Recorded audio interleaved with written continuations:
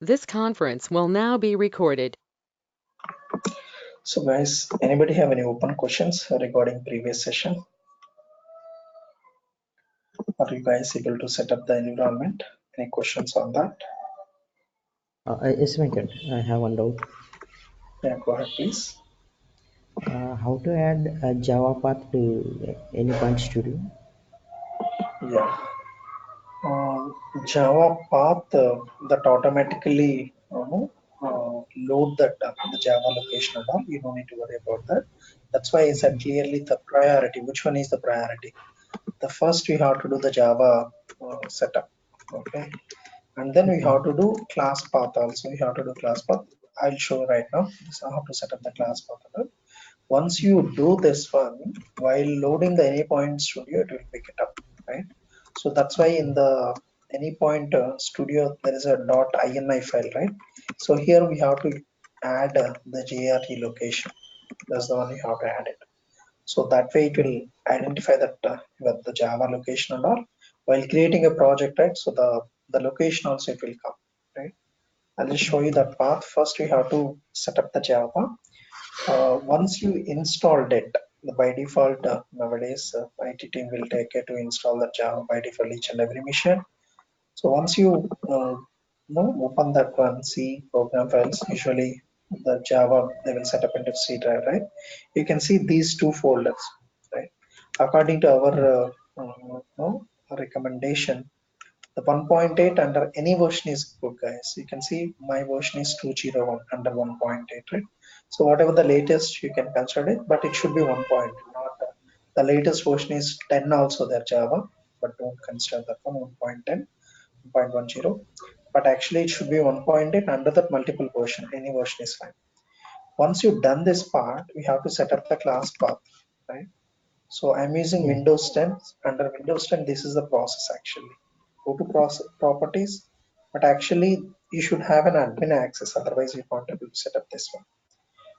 Once you click that the properties, there is an advanced system settings.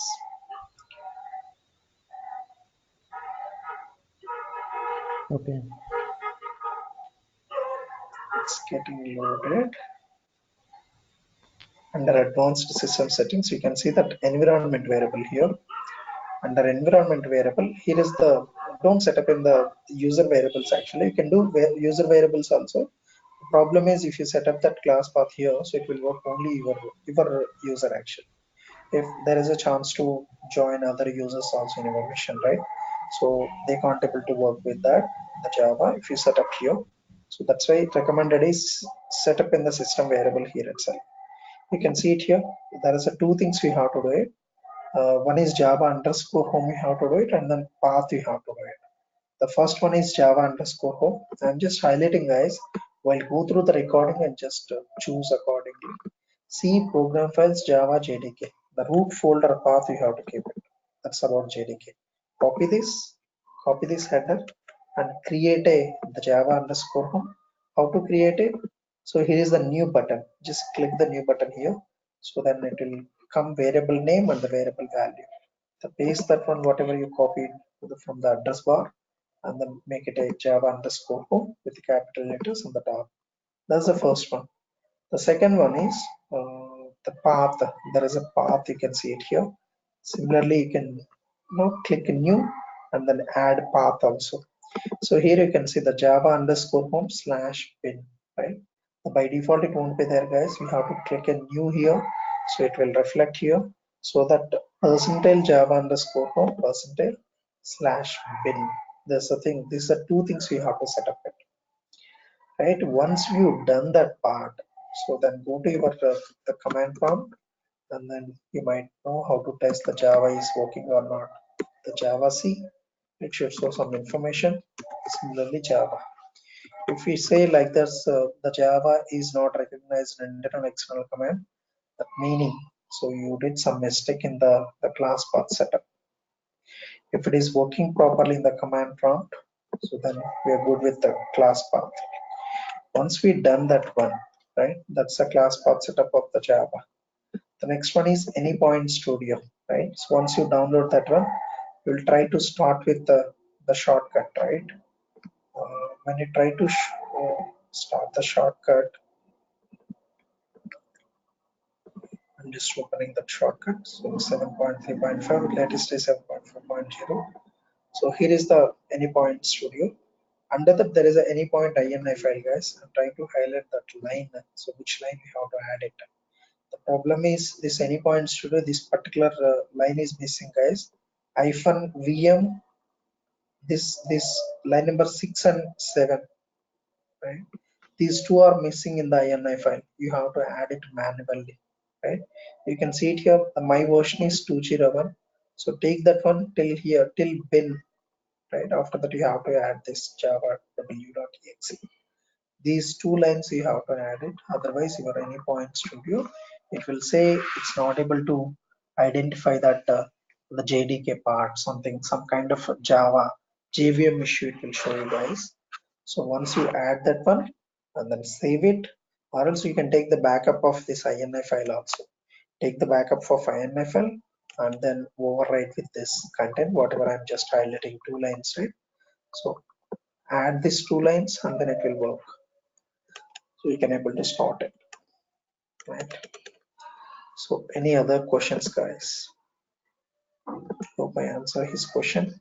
Yeah, hi, So Venkat. any other questions? Yeah, go Yeah, on, this please. is Razi. So like, I downloaded the Maven, but how to set up a path for the Maven? Like, because the option which I have, it's not matching with the options you have. Okay, so actually nowadays the Maven, right? So it's embedded already, right? If It you is not choose showing this, me. Yeah, okay, which version you are downloading? uh, Downloaded. I downloaded Can you please the help AnyPoint about any Studio points? 7.4.1. Okay. So if it is the case, what you can do is go to preferences. Here you can see just enable this one. Before that, you have to download this software, Apache Maven software. You Yeah, have to I download it. did. Yeah, I Okay. downloaded it. Once you download it, what you can do is similar way you have to set up the class path for the Maven also. So advanced system settings and then environment variables. Here you have to set up the Maven underscore home. You have to set up it. The root folder we have to show. So, but Okay. you said Once Maven you is not, download it, it's not an installer, right? You said as far as I remember. you have to unzip it. It might be zipped content you download it, right? You have to unzip it. It's not installable, yes. It's a configurable. Mm-hmm. Once you download it, right? So I'll show you the part.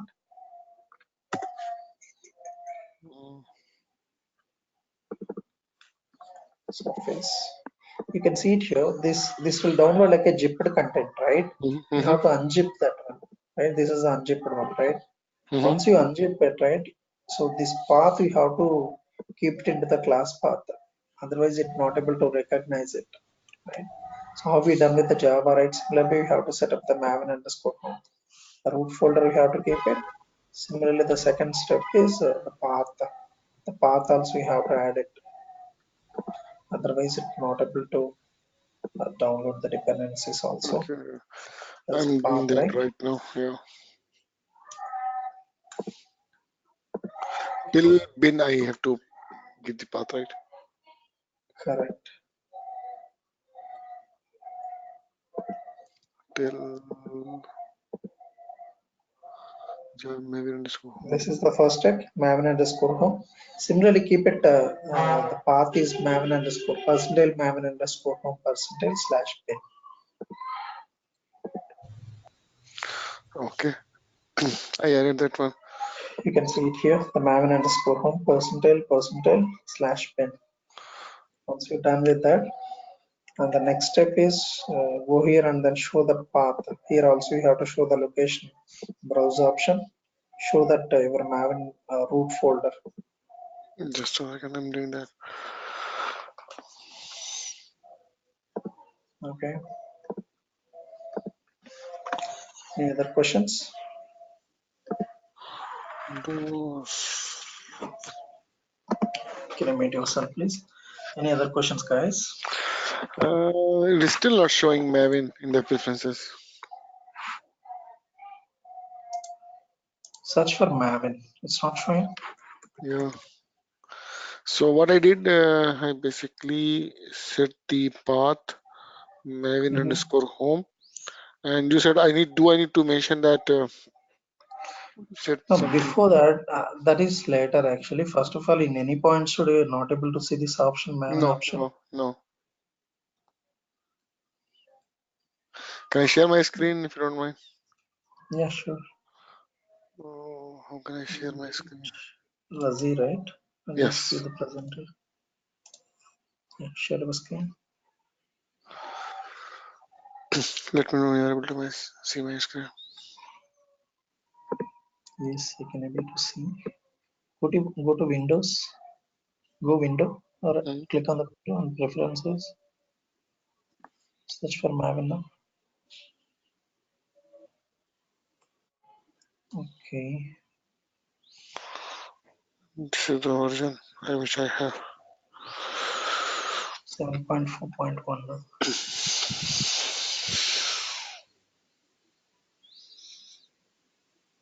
Are you able to create a project? Can you go to file and create a project? Something is messed up here. By default, Mule, search for Mule here. Search for Mule. See, it's not coming. Yeah. So are you able to unzip it 100% without any issues? Mm, yes, I think yes. So let me.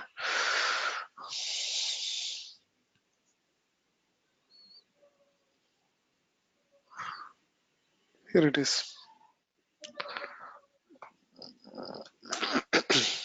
No, that you unzipped it, right? So while Yes, unzipping, yes. Hmm. did you face any issues? No, I don't think so. And this is the Yeah, 564. what I was thinking, if you face any issues, no, so it might be some classes missing. That's why Okay. you're not able to do it. Do one thing. Can you try to download one more time and then try to unzip it properly without using any issue? You use 7-zip only, right, for unzipping? No, the Windows one, Windows property, like That's the extract. reason, right? I told you clearly. No, use 7-zip actually. There is an issue with WinRAR. So while Is it okay? unzipping, right, there might be some classes missing. Yeah. That's why Okay, I addressed in the first session, use okay. 7-zip. You said 7 Do unzip, with right? that. If you are facing issues, still then we'll connect on this. In 7-zip software, This one, use right? 7-zip and then unzip with this. Yeah. Okay, okay, all right. I will do that.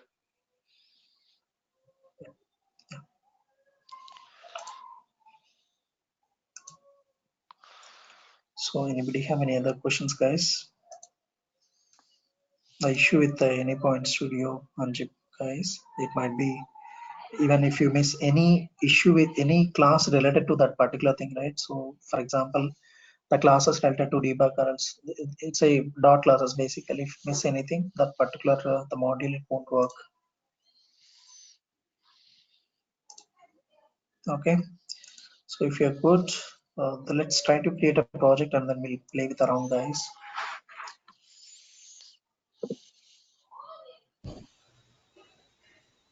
See, once you start this project, right? So as I said, there is a workspace. It will ask create a workspace also, and then once you create that once, right? So here is the new button, file new, and then you can see clearly the Mule project, right? So click that one. So it will show you the pop-up like this. So it will ask the user, I mean project name, and then you can see the number of server versions. There is a the 4.2.2 and then 4.2.1. By default, you have only one version, the based on the project, right? Specific project, I mean specific version of the project, or else your client project. So you have to add one more version accordingly. How to add that version? So go to help, install new softwares, and then so here you can search for the servers, the latest runtime servers. You can search it. So here is the S3 runtimes, S3 Studio runtimes. So this is I'm talking about how to add a new the Mule runtime. So whatever the runtime if required based on the project, right? So this is the way you have to add it. You can see it here, the whatever the latest versions, right? So you can see the 4.2.2. 2.1. So suppose your project is still running in 4.1.1, we have to add that one, right? We have to select accordingly whatever the version you want, and then select it and then click next. So it will take some time to add this one, guys. Once you done that part, it will ask to restart it. So once you restart it, it will reflect into any the pop-up whatever while creating a project, right? It will here it will reflect accordingly whatever the version you want to create a project, right? So that version you have to choose it accordingly, right? So I'm just putting like the project name is the demo. I'm just choosing 4.2.0, guys. Hope everybody clear. So this is nothing but Mule runtime server here. But actually here, when you're trying to work with a local, right, it will deploy into the Jetty server, not in Mule server. Okay. So when this will come into the picture, when you try to deploy into the cloud, right? When you try to deploy into the Mule runtime manager, so this version will come into the picture. We have to choose that whatever the version you created a project, right? Similar version you have to choose while deploying time. We'll see clearly the how to deploy into the production and all. We'll see. So that time there is a drop down will be there number of versions, whatever the version you created, same version we have to choose in the settings also while deploying the project into production, right? So we'll cover that part in future, right? So this will come into picture that particular time action when you're trying to deploy into the cloud, right? I'm just ignoring this option, ABA implementation. We'll see in future. So this is nothing but the RAML based project and then SOAP based project, right? So that time we have to choose that one. We have to load the RAML as well as SOAP project also, meaning WSDL also you can show using this checkbox, guys. Right now I'm just ignoring this one. Yeah. Any question?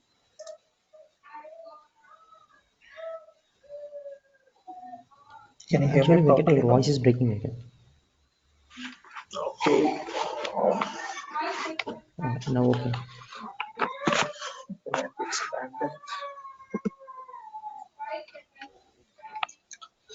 Okay, I'll just repeat it. So this runtime server will come into the picture only when you're trying to deploy into the cloud, guys. So I'm just create a project name called demo, and then so this checkbox, right? When you're trying to work with a API specification, the meaning when you're trying to create a RAML specification project, right? Using RAML, we'll create a project based on the requirement. First, we have to create a RAML specification. After that, we'll create a project. That time, this will come into the picture. And the other thing is when you're trying to work with a SOAP-based project. Suppose I just want to expose as a SOAP API to outside world.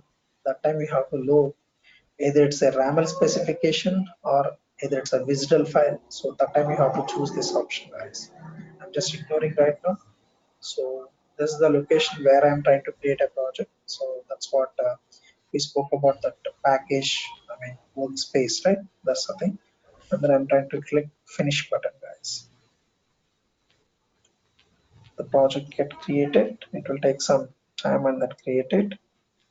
You can see the structure of the project automatically get generated everything. So we'll just overview of that bit explore on that structure of the project also. You can see there's the project name demo. Usually we'll follow that so nobody will keep the capital letters, guys. The project name we will follow that small case along with underscore and hyphen we can add it actually. Based on that your project naming convention, right? We can add that hyphen, we can create a project name for best practices. And then you can see once you created this, the structure of the project, guys. These are all the folders, the packages get generated, right? So the first one is it's a basically whatever the project we are going to create it, it's a POM based, it's a Maven based by default, right? So that's why you can see the pom.xml here, right? So when you're trying to talk about with the dependencies and all, this POM will take care for that. You don't need to download externally. So in 3.x, right? So either we can create the POM based project. If suppose I don't want to go for a POM based, meaning Maven based project, I can just ignore that one. Externally, you have to choose the option. Whether you're going to create a Maven project or it's not Maven project, you have to choose that radio button. So right now here in the 4.x by default, whatever the project you are going to create, it's a Maven based by default. So that's why you can see it here. And the Mule runtime server version, right? So 4.2.0 enterprise edition, right? whatever the version you are using, that version it will reflect here, right? And then the next one is here. You can see the first folder, src main mule, in the bracket you can see the flows, the list of flows. So right now you can see the bottom of the project name. With that project name, the demo.xml, one configuration file get generated. You might add based on your requirement the number of configuration files. You can right click on the src main, and then you can see that it's src main mule. On top of that, you can see that there is a mule configuration file. If you want to create one more configuration file, accordingly just add that name. So in order to give .xml also, it will automatically become the XML also, right? We can see it here.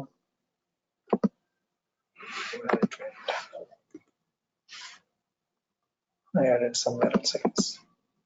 I'm just clicking new, the new configuration, test. So like this, based on your requirement, right? Usually for the best practices, right? Each concept, the meaning, suppose I just want to create an order, right? And then another one is I just want to see the list inventory. Appointments, right? So there might be similar different concept while creating APIs, right? One is nothing but taking care of orders, one is nothing but taking care of inventory, one is nothing but this each individual concept, right? Each one is so that you can create a accordingly. Each configuration file is specific to one topic, one concept. Orders is one concept. Appointments is another concept. Under that might be CUD operations, right? Create order, update order, delete order, create appointment, update appointment, delete appointments. Right? So like this, the based on your architectural decision, you might take care accordingly. You can create it the configuration files, guys. And then so this contains only src main mule contains only the configuration files, right? You can see that in the bracket flows also. In the older version, there is no the package called src main mule, right? The only flows, FLOWS flows, meaning the older version, the 2.x, something like that. So whoever worked on that, so for them might be they kept it in the bracket, the flows. So for avoiding the confusion. The next one is src main Java. So here in those scenarios, guys, so yesterday, I mean, in the first session, I was talking about. I did not say Java is the 100% no working experience, meaning hands-on experience. I just talk about so at a high level in our academic career also, what is meant by map, what is meant by set, what is meant by list. So you should aware about these concepts actually, not hands-on experience. That's what I addressed clearly, right? So in src main Java is a folder. In worst scenarios, if you write any Java class, right? Nowadays, for everything we can achieve in the data wave, there is a concept called data wave 2.0. Using that one, we can achieve almost all the date conversions, or else there is a lookup also there. If you're not able to do in the particular on the fly, you're not able to do some kind of a transformation, we'll create a lookup, then we'll create a separate subflow, we'll customize there, we'll come back. The meaning, suppose you are getting a list of records from the input, but out of the list of the records, you have to get it only one out of the list. I just want to pass it a single value because target system is expecting only single value, but you are expecting a bunch of records. So based on the condition, you have to get it, and then we have to assign to the target system. The meaning transformation, you have to do it. For that, if you're not able to do in the data wave on fly itself, you will create a separate the lookup flow. Then we can customize it based on the condition. You can come back. We can assign it to the transformation, guys. So that way, data wave 2.0 for everything nowadays it will support for all the operations. The many features are there, right? So in order to write any Java also, guys, right? In worst scenarios, if you write any Java class, here is the thing you have to create a new. There is a Java class. You can see it here. You can create it, right? So we'll address clearly how to write write any if you write any Java class or else any Java method. If you write it, how to call inside the data wave or else how to call inside even the Mule software. We'll address it clearly in our sessions. The next one is the meaning. The Java classes we have to keep it as src main Java. The next one is src main resources. Under that src main resources, the static content, guys. The meaning, suppose you are using, I was talking about a create order, update order, delete order. So when you're talking about the APIs, right? So you have to give the documentation to your consumer.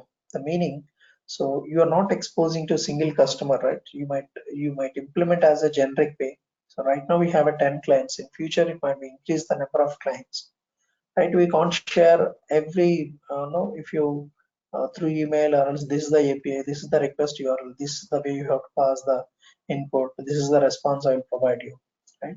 So instead of that, as we discussed the RAML thing, right? So using that the RAML part, we can expose as a documentation, clear documentation. We'll publish it, right? So when you're trying to publish a documentation, in that we have to mention clearly what is a sample order request, what is a sample the patch request, delete request, right? What response you will get it when you're trying to delete the order, when you're trying to update an order, what response will get it. These kind of mock responses, right?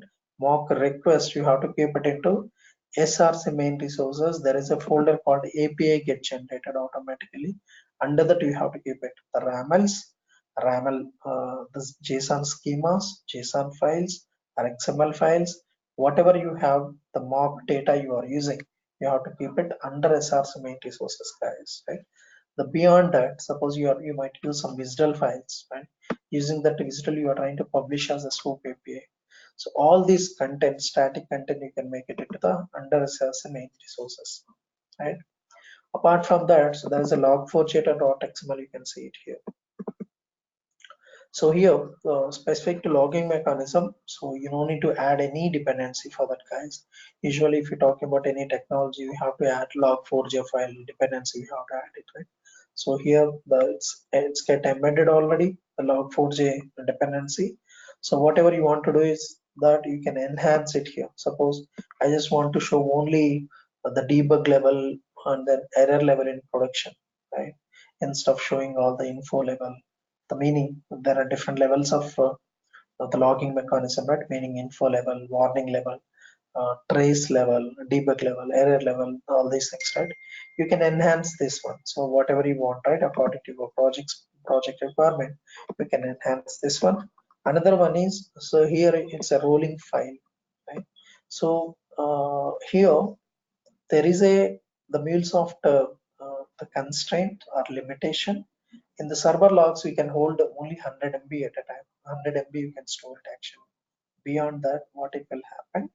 Every 10 MB, you can see it here according to this rolling file XML code. So this is the file name get generated, whatever the log file, right? You can see it here with that the name log file get generated. Second thing is you can see each file size. So meaning the log file keep on generated every 10 MB, it will try to generate a new file. So the rolling strategy maximum is 10 into 10, 100 MB. Right? Suppose still there is a few more logs will come. So you started adding 11th file. What it will happen? The first file, whatever you created a first file, that will remove it. Always we can hold 100 MB logs, guys. The meaning, the history logs we might no, delete, automatically get deleted because that's a constraint from the MuleSoft. Suppose I still want because suppose you're working some kind of a bank domain project, so we need the logs are very important, right? For troubleshooting, somebody raise a concern, then we have to go and look into it. All the logs, what happened exactly when the customer is logged in, from which browser he is trying to log in. All this information we have to trace it, right? So the logs required, so that if you want to maintain, so we can get it from MuleSoft. They'll expose as some kind of a REST API. We can get that every 100 MB, the folder we can get it and we can maintain your on premises. So that is one thing. Other one is in the in market we have several vendors are there. For example, Logly. There is one of the vendor called Logly. You can get a space from them. Whatever the logs required, you can push them. So they again for filtering, right? So suppose I just want to see based on the certain tag, I just want to see all the information, right? So the Logly guy provided clearly such criteria also their dashboard, right? You can search for that based on the specific tag, right? Suppose I just have a multiple environments, dev, production, UAT, BAT, and then QA, all these things. I just want to see only QA logs, right? So like logleak, I provided clearly the search based criteria. You can see only QA logs. You can filter it out and you can see, right? Like that. So when you're talking about this, the logging specification, right? So the log4j mechanism by default embedded with this one, AnyPoint Studio, right? You don't need to worry about that one log4j. Wherever required, you just use that the log component. You will see the log component or log message browser inside the palette. You just drag and drop it. Whatever the information you want to log it, you can log it. But the recommendation is use payloads, don't log it, right? Because it will take.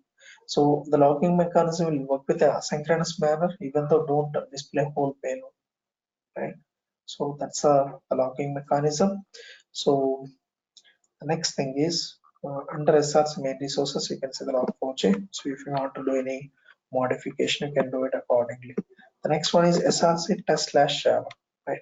So here SRC main Java is specific to your the configuration files, right? Suppose I written some logic here, I just want to utilize the Java method, so that we have to define under SRC main Java, you can utilize it.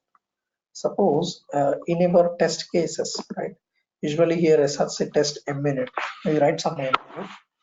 I just want some Java class for a minute required, right? So then you can write under SRC test slash Java, guys.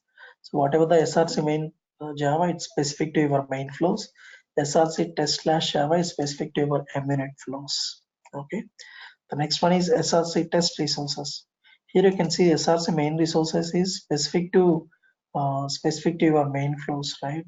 So here SRC test resources specific to your minute. Sometimes as I said, we have to maintain the mock example, right? Order creation example, order update example, order delete the query parameter, all these samples we have to maintain.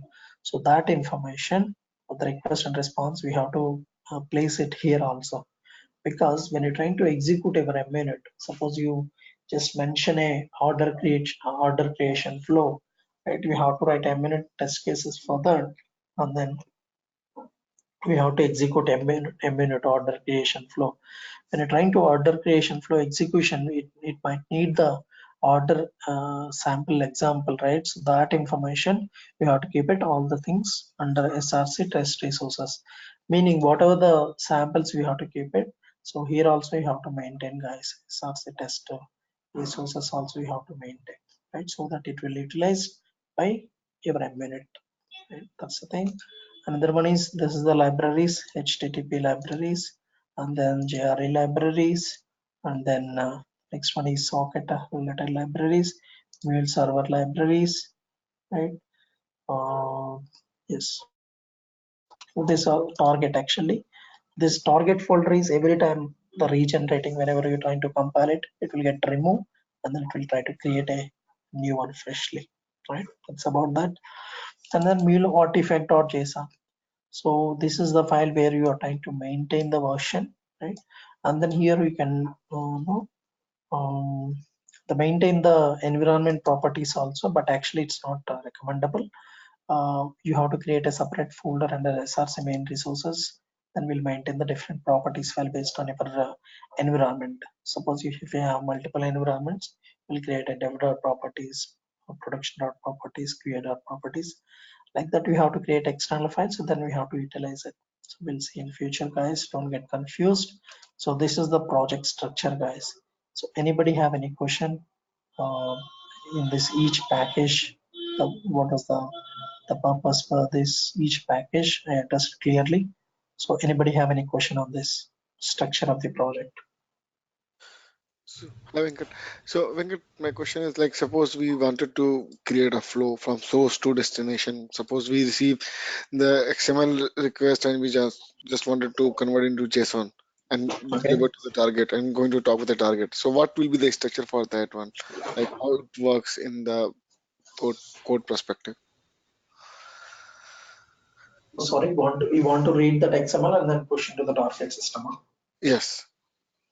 Or we just wanted to parse it and convert into JSON request or anything like that. So how it will be go in this structure? Yeah, so usually we'll create the flows under SR's main Mule flow, right? So there we have to create it, and then you have to receive the data. So using HTTP listener, we have to receive it. That HTTP listener, we have to drag and drop it inside that the flow. You have to drag and drop it. The HTTP listener says it will give clearly address, right? Yes. The based on the address, right? So the user can post the data. So it will allow different operations. For example, get to, post to, put to, patch to, delete. Okay. All these operations it will expect, Mhm. right? So we can restrict it also. Suppose I just want to allow only get request, you can no, it's a basically optional this one. If you want to restrict it, you can restrict it also. If you enable get, I can able to get only get request. In your case, it's a post request. We have to read the XML file, right? So user might post it using this address, right? This is, it will tell you clearly HTTP localhost or else whatever the remote host, right? If you deploy it to the cloud, we'll get some domain name and all. They can post it, once post it, so we can read the data, right? So once you read that, so we might need the transformation for posting to the target system. Suppose you are reading a XML data from your consumer, but the target system is expecting some the JSON format. Yeah. So then, if it is only transform, then we can drag and drop it, and then we can convert, we can map it accordingly.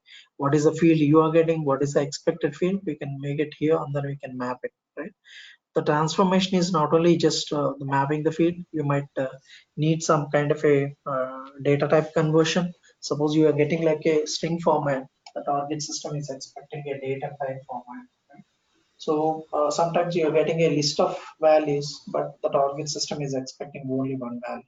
So these kind of transformation, the customization you have to do in the middleware, then we'll convert it to the JSON, right? So then you have to post into the target system. So this is the synchronous calls, right? Once it will take the request, right? It will take care to responsibility, get the response back. That way, the HTTP listener is nothing but a two-way direction.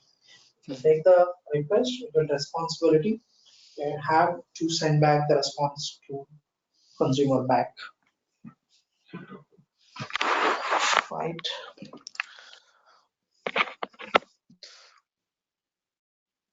So Venkat, are Hope you I going to answered the cover question. Any other question? the are you going to cover the mapping part as well in the part of training, or like? Yes, yes, we'll cover now. On data wave, we have almost 3 hours session. We cover all the Okay. features of the data Okay. wave too. Okay. Nice. Okay, so anybody have any other questions, guys? So we just spoke about the structure of the project today.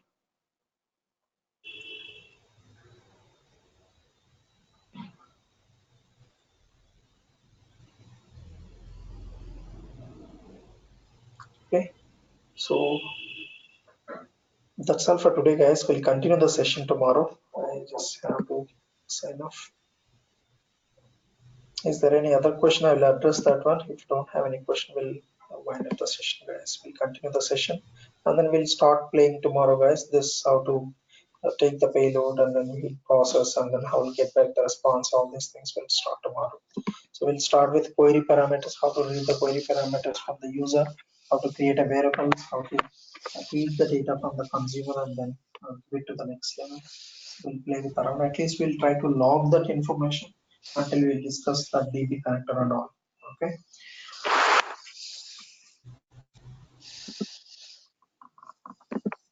So that's all for today. Thanks for joining. We'll meet tomorrow. Thank you.